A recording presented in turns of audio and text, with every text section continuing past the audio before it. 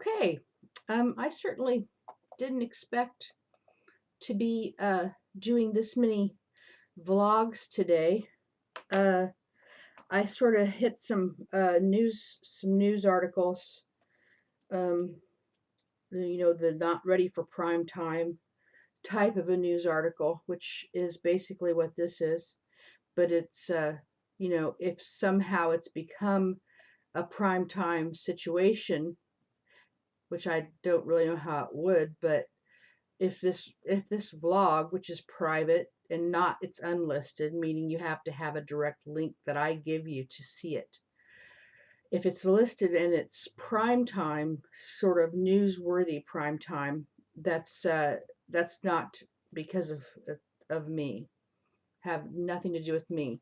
So this I'm going to start out with just a book of poetry, which I think sort of will reveal something about me, and I don't know, except for about the poetry, what it reveals about the author. But this is a book that I bought several years ago, and this is the second one that I have because I can't find the first one for some reason, and I just devoured this book. It's called Recent Forgeries, and it's by Viggo Mortensen. And I know he had something to do with the Lord of the Rings, but what I'm doing here is I'm sort of establishing a baseline about where I am with entertainment in prime time. I did not know that this man, Viggo Mortensen, was an actor when I bought this book. So when I read the poetry, and the poetry is very, very near and dear to my heart, I love it. I recommend the book. I didn't actually start this vlog to recommend this book, but it's from something called Smart Press. And I really, really like that concept of Smart Press. When I got my first book, maybe around 2009, let's see when it was published. It's got a little pouch in the back and a little picture of him, or I guess it's him. It says School 1966. He must be a little bit older than me because he was a school child in 1966. That's the year I was born. And the introduction is by none other than Dennis Hopper. So already we know, I know full well who Dennis Hopper is. But and then it's got a Treasure Island, A Visit with Viggo Mortensen by Christine McKenna. And I just can't even tell you what this book means to me, and is establishing as a baseline. I know exactly who Dennis Hopper is. One of my favorite movies is The River's Edge, and I'm not going to go into that movie because this little portion of the introduction of the vlog is to establish a baseline of where I'm at in, I guess, with actors and movies and such as that. Now, I did work for a company called Blockbuster when it was a brick and mortar store, and they were at the time under the they were owned, I guess, and run by Viacom. Viacom kind of went the way of, we don't really know what Viacom is anymore. The last I checked, it's just sort of pell-mell all over the internet. They were really fighting hard on copyright and on a little bit too hard, I think. And we see what happened with them. They're basically just, you can slap the name Viacom on anything now. I think Blockbuster, I worked in Pennsylvania, so working at Blockbuster and working at Blockbuster in Pennsylvania are two different things because there's a lot of film school, and it is the basically the hub of reality TV. So it was a really good experience for me. I'm a cubicle person. I'm a corporate, computer healthcare type person. So it gave me a chance to really get up, walk around, and I never had like a totally a title or anything there. It was just in management. I'm just going to say that. Did um, a lot of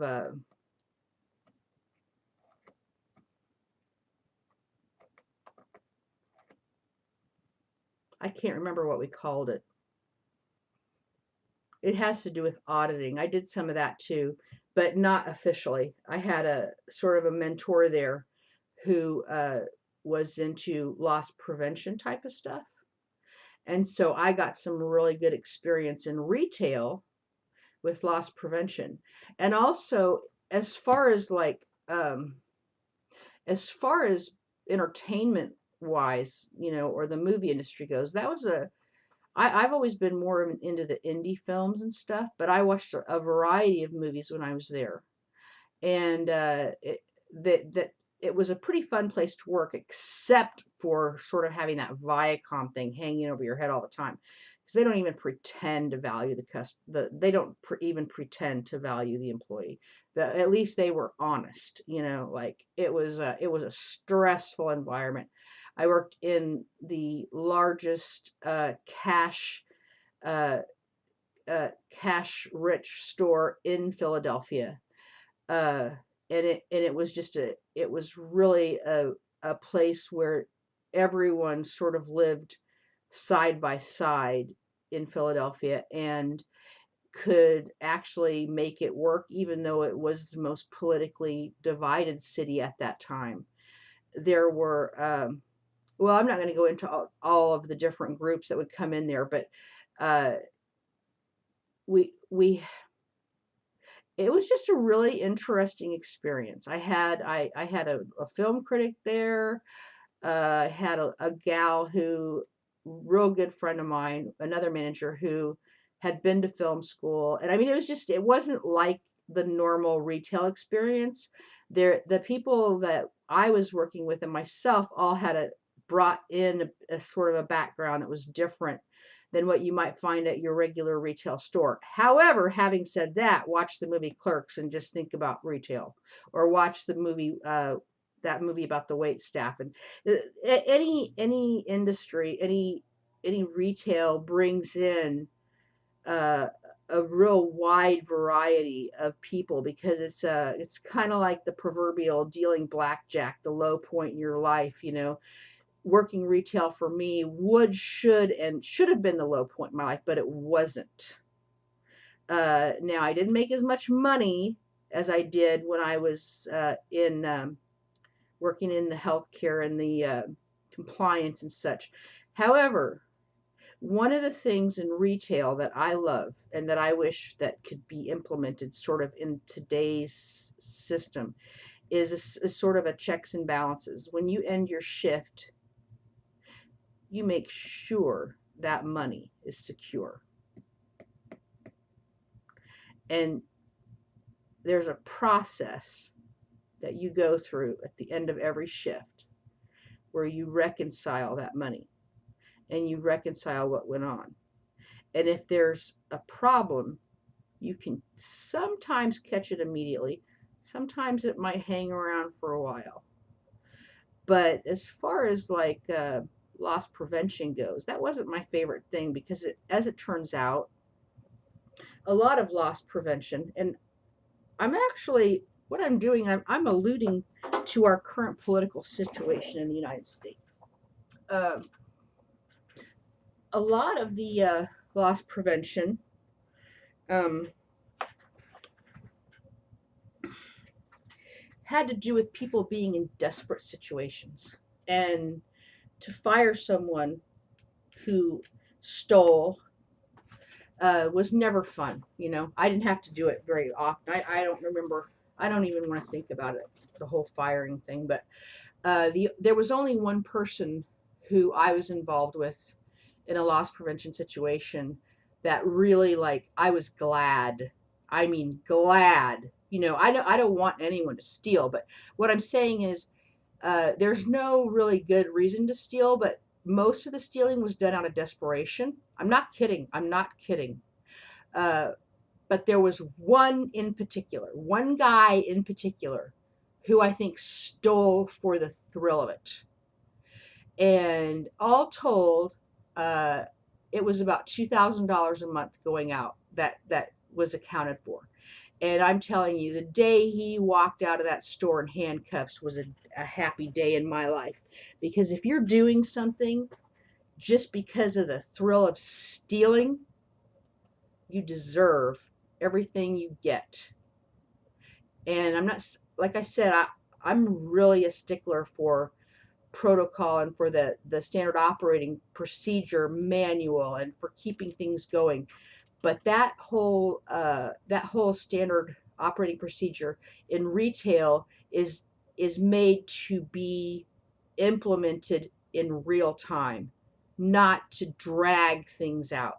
So I'm going to put this, and I don't know how I escaped the Lord of the Rings when I worked there, but I never saw the movie. I guess I wasn't that interested in it. I think I'd read like The Hobbit when I was a kid or something, but I like that recent forgeries, and it reminds me of counterfeit and almost the fetish of reproduction, illegal reproduction, or non-authentic material. And then I'm going to stop right there because that there's just something going on there with a photographer that I'm thinking of right now, who's out there in our political climate. And I don't know who he is, but I know he's there. And I know he's photographing. And I've been watching for 3 years. I've been watching the photos and watching the images. And I've seen some things that they're not images that can't be published, but they have to do with politics, political pictures. And they're weird. They're good. They're really good, but they're weird. And why do I have an interest in those photographs? Because those photographs seem to have an interest in me. Because why do they turn up? Um,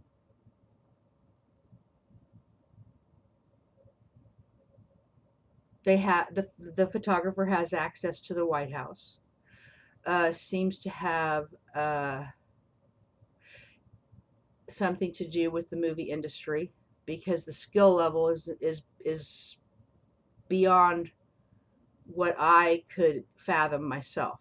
Um, but how that photographer gets these people to pose and the control that the photographer has over the lighting and the clothing and the wardrobe is that you couldn't get the expertise level. And I'm not one to compliment, and this isn't a compliment because I hate his fucking guts.